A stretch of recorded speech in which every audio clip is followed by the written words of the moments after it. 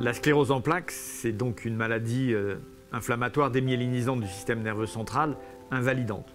On a fait beaucoup de progrès ces dernières années pour traiter certaines composantes de cette maladie. Mais malheureusement, les patients présentent toujours un handicap neurologique évolutif et une progression de cette maladie. Et on commence à comprendre les raisons de cette progression. En fait, on a identifié un certain nombre de mécanismes, en particulier 2 mécanismes qui sont assez schématiques, qui sont le fait d'une part que les lésions se réparent assez mal, et d'autre part que dans les lésions, il persiste une forme d'inflammation qui brûle à bas bruit et qui échappe à nos techniques actuelles d'investigation.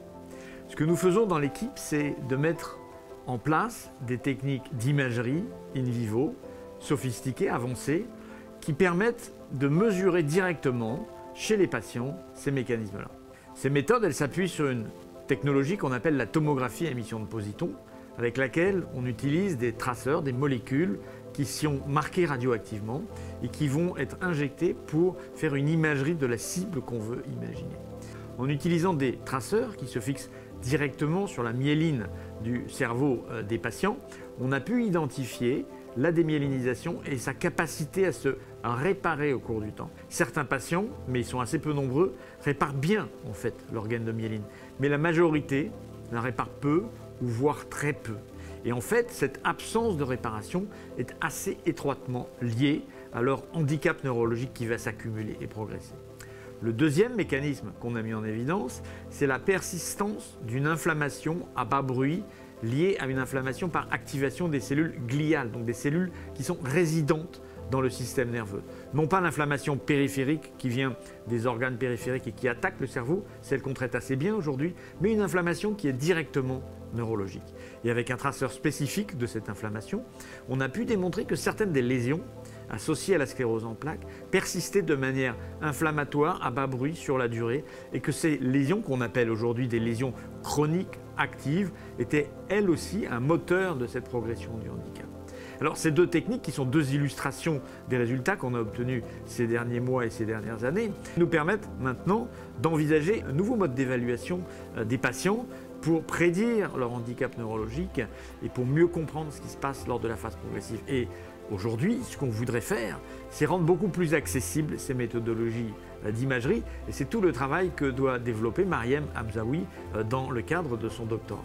Durant mes travaux, je me concentre plutôt pour la partie lésions chroniques actives et de trouver leur signature à travers l'IRM, car cette modalité d'imagerie, on la trouve dans tous les hôpitaux et aussi elle n'est pas si coûteuse comme la TEP.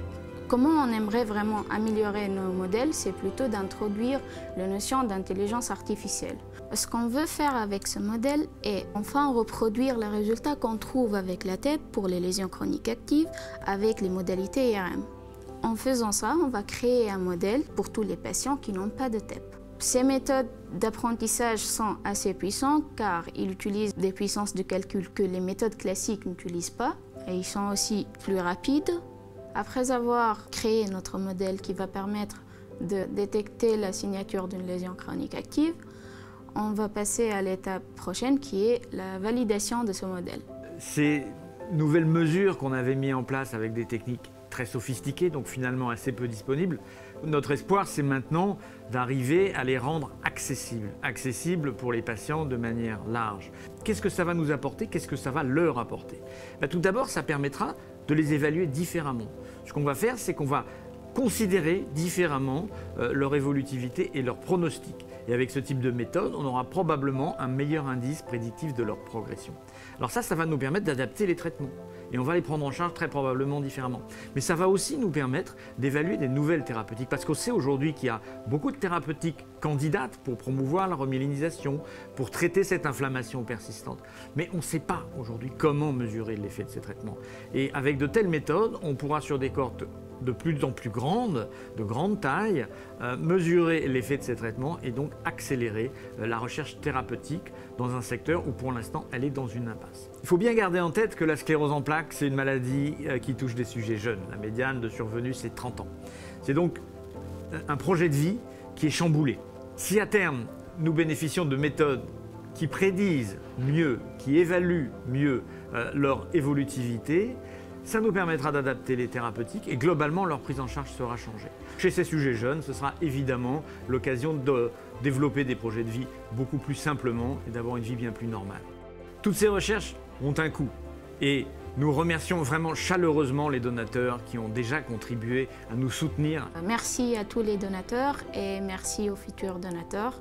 Ces projets sont importants pour l'avenir et pour avancer les recherches. Ce soutien sera d'une grande utilité. Merci beaucoup.